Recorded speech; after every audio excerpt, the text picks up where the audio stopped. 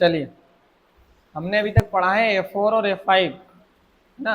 F4 होता है Contra voucher, bank वाली एंट्रियां। F5 होता है जिसमें हम किसी व्यक्ति को भी पेमेंट देते हैं। ठीक है, अब आज हम पढ़ेंगे F6।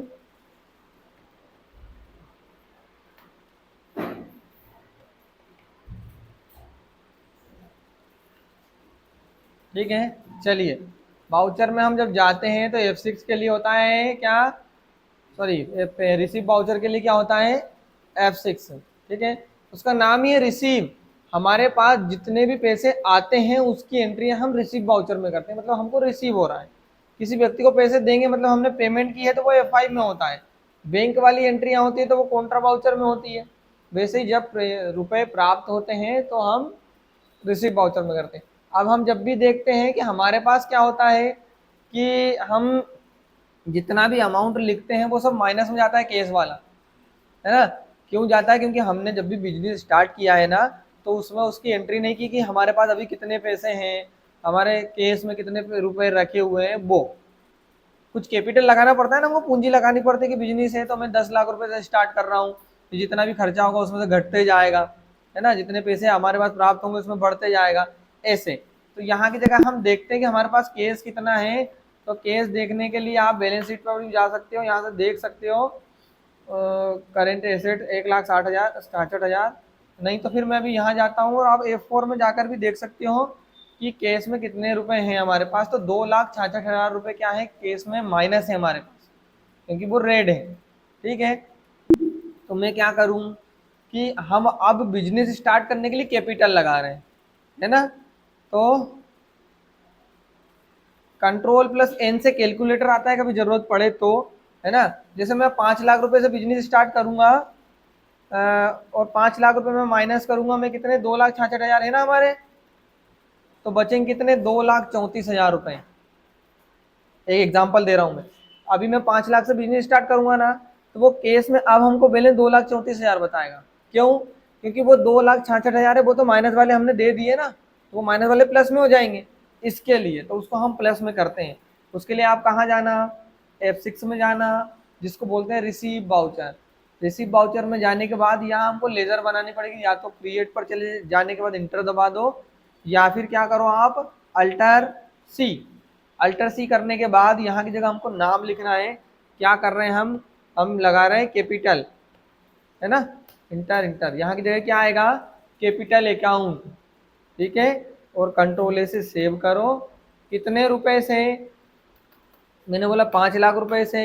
कैसे लगाया आपने, केस, समझ गए। यहाँ 5 लाख क्यों नहीं हुआ, करेंट बैलेंस अब इसमें है क्योंकि वो 2,66,000 जो था वो कट गया। अब जो भी पेमेंटें होंगी, कुछ भी होगा, तो वो इसमें से 2,34,000 रुपए है ना, इसमें से घट जाएंगे और उसी में से बढ़ जाएंगे। जैसे देखो, मैंने बोला कि मैं F5 में मैं किसी व्यक्ति को पेमेंट दे रहा हूँ। ठीक है, जैसे मैंने बोला कि यहाँ की जगह है अल्टर सी से लेज़र बनाई मैंने बनाई रुपेंद्र के नाम की लेज़र। ठीक है, रुपेंद्र शर्मा, इंटर इंटर। रुपेंद्र शर्मा कौन है, मतलब किस टाइप की पेमेंट है, उसके साथ हमारी इनडायरेक्ट एक्सपेंस है, खर्चा है, क्योंकि मैं इसको पेमेंट दे रहा हूँ। कंट्रोल ए से सेव करो आप। मैंने बोला अब 34,000 रुपये मैं इसको दे रहा हूँ, तो हमारे पास कितने रुपए थे अभी, 2,34,000। तो 34 दे दूंगा तो 2 लाख रुपए बचना चाहिए। ठीक है, कैसे दे रहे हो आप, तो क्या बोला हमने, केस दे रहे हैं, तो देखो 2 लाख रुपए बच गए। अब अमाउंट हमारा प्लस में चलेगा, अब घटेगा नहीं। ठीक है, तो सबसे पहले जब भी बिजनेस स्टार्ट करते हैं तो कैपिटल की एंट्री करते हैं, फिर वो F4 और F5 वाली चलती रहती है। मैंने आपको क्यों नहीं पढ़ाया, क्योंकि हमारा सीरियल से चलता रहेगा और बेकायदा आपको व्यवस्थित समझ में आते रहेगा। ठीक है, अब नहीं भूलोगे आप। चलिए, अब हमको किसी व्यक्ति से रुपए प्राप्त होते हैं, तो उसके लिए क्या करूंगा मैं, नॉर्मल अगर प्राप्त होते हैं तो। पर अगर आपने कुछ माल बेचा है और तो प्राप्त होते हैं, तो फिर उसकी एंट्री भी हम देखेंगे, है ना। अभी हम सेल्स और परचेज वगैरह देखेंगे, उसमें धीरे धीरे आती रहेंगी। मैं आपको बेसिक बेसिक बता रहा हूँ अभी इनका। अब किसी व्यक्ति से प्राप्त होंगे तो मैंने बोला कि भैया, अब जैसे कृष्णा ने मुझे 10,000 रुपये दिए। ठीक है, तो मैं एंट्री काई में करूंगा, F6 में, क्योंकि मुझे तो प्राप्त हुई है ना। अब वो दे रहा है तो वो एंट्री करेगा, तो वो पेमेंट में करेगा। लेकिन मैं मेरे पास एंट्री काई में करूंगा, रिसीव में। F6 में जाना, अल्टर सी से लेजर बनाना, किस नाम की, कृष्णा के नाम की, है ना, कृष्णा ठाकुर, इंटर इंटर कृष्णा ठाकुर। हमको क्या है, तो हमने बोला इनडायरेक्ट इनकम हो रही है हमारी, क्या हो रही है, इनकम प्राप्त होंगे तो इनकम, अगर पैसे जाएंगे तो एक्सपेंस है, समझ में आया। तो इनडायरेक्ट इनकम है, कंट्रोल से सेव करो, और कितने, 10,000 रुपए। अभी मेरे पास कितने रुपए थे, 2 लाख, है ना। तो अब अगर वो 10,000 रुपए और दे देगा तो हमारे पास कितने हो जाएंगे, 2,10,000 रुपए, ठीक है। बस इतना ध्यान रखना, आप चलते रहेगा। तो F6 में भी पहले CR आता है, F4 में पहले CR आता है, F5 में DR आता है, F6 में CR आता है, ठीक है। ये CR DR आपको अब एंट्री याद रखोगे, ऑटोमेटिक CR DR भी याद हो जाएगा, ठीक है।